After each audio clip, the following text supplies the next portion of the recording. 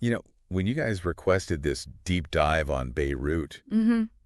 I gotta say, Yeah, it's pretty heavy stuff, right? absolutely. Like just trying to get a handle on all the news coming out of there, the explosions, the sheer number of people who've had to flee their homes. It's a lot, even for someone like me who follows this stuff every day. Yeah, no, it's completely understandable to feel overwhelmed Right. because you're right. It's not just headlines we're talking about, it's people's lives, Exactly. decades of conflict. And trying to make sense of that, well, that's why we're here. 100%. And to help us unpack all of it, we've got an expert with us today who can really shed some light on exactly what's happening on the ground in Beirut. Well, the report you sent over, it paints a pretty grim picture, to be honest. I mean, just try to imagine, a city that was once so vibrant, now reduced to rubble.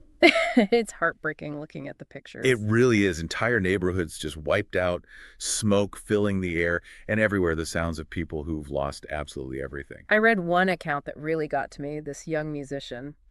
He was describing how he was hiding in his basement while bombs were going off all around him. Oh, wow. And he was desperately trying to get hold of his family, not knowing if they were even alive. That's the thing about these situations. It's easy to get caught up in the numbers, 2,000 casualties here, a million displaced there. Yeah, you're right. But behind each of those statistics is a story, a family, a life that's been torn apart. It's unfathomable, and that's why I think understanding the history, the players involved, it all becomes so crucial here. Oh, absolutely. You can't separate this current conflict from the decades of turmoil that have come before it. Right, it's all intertwined. Exactly. It's really important to keep in mind this isn't just some random outbreak. Right. There's a deep history here, a whole bunch of political maneuvering, strategic interests. Yes, it's a powder keg. Exactly. And right now, Beirut is where it's all coming to a head. And at the center of it all, we have these two major players, Israel and Hezbollah. Right. You've got Israel, probably familiar to most people listening, but Hezbollah, they might need a bit more context. Yeah, I was going to say, for those who aren't as familiar. Yeah, so basically they emerged back in the 80s during Lebanon's own civil war. So they've been around for a while. Oh, yeah, born out of resistance against Israeli occupation back then. But here's the thing. They're not just some militia anymore. They've become a major political force in Lebanon. They've even got people in the government. That's something the report really digs into, this whole double-sided nature of Hezbollah. Like, on one hand, they're providing social services, schools are part of the government even, but then on the other, They're designated a terrorist organization by a lot of countries. exactly, because of their military wing, their stance on Israel. It's complicated, right? And that's key to understanding why southern Beirut is the epicenter of all this. It's where Hezbollah is deeply rooted, their infrastructure, it's all right there, mixed in with the civilian population. Which is what makes it so dangerous for everyone involved. Exactly. Israel's saying they're going after weapons, caches, command centers, and they might be, but as you said, the sheer scale of the destruction. It raises questions for sure. Absolutely. The report used this word disproportionate to describe the destruction. What does that even mean, like in terms of war?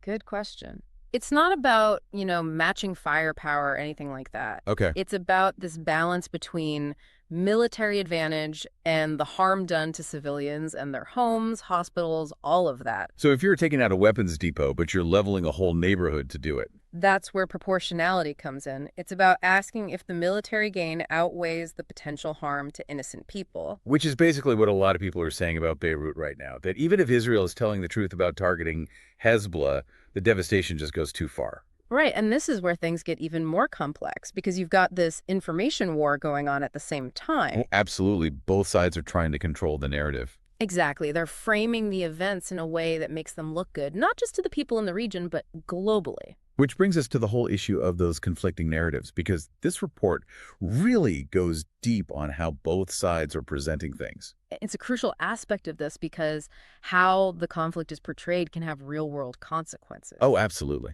It's really interesting to see the different approaches outlined in this report. Yeah, it's fascinating. How each side is trying to get their message across. Absolutely. And Israel's very calculated with their language. How so? Well, they emphasize these surgical strikes. Yeah. They even released that aerial footage, the one showing what they claim were Hezbollah positions right in the middle of civilian areas.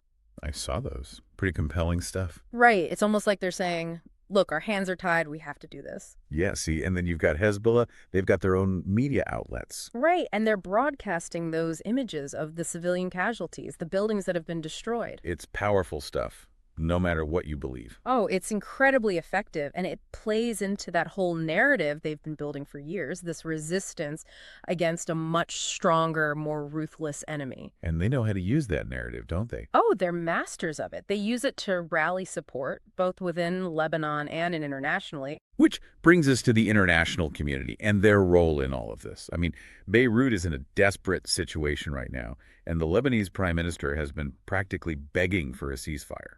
And for humanitarian aid, anything to make it stop. Exactly. So what's been the response so far from the outside world? Well, as the report kind of hinted at, it's been pretty muted, which is where the whole geopolitical game comes into play. Because it's not just about what's happening in Beirut, is it?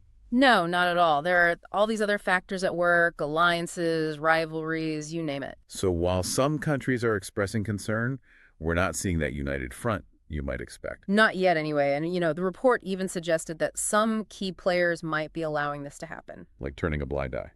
Well, maybe not that far, but perhaps seeing it as a chance to weaken Hezbollah. Even if it comes at a terrible cost. It's a harsh reality, but unfortunately, it's often the case in these situations. So for those of us trying to make sense of all this, what should we be looking out for in the coming days and weeks? Well, I think the biggest indicator will be whether any of these major international players actually step up and do something. Move beyond just talking. Exactly. Do they push for a ceasefire? Do they provide substantial aid? Or does the silence continue? Pay attention to who speaks up and who stays quiet. That's really insightful. Thanks for that. Of course. It's a lot to process, but this deep dive has really helped me, and I'm sure everyone listening, understand the situation a bit better. I'm glad to hear that. Thanks again for joining us. Anytime. Thanks for having me.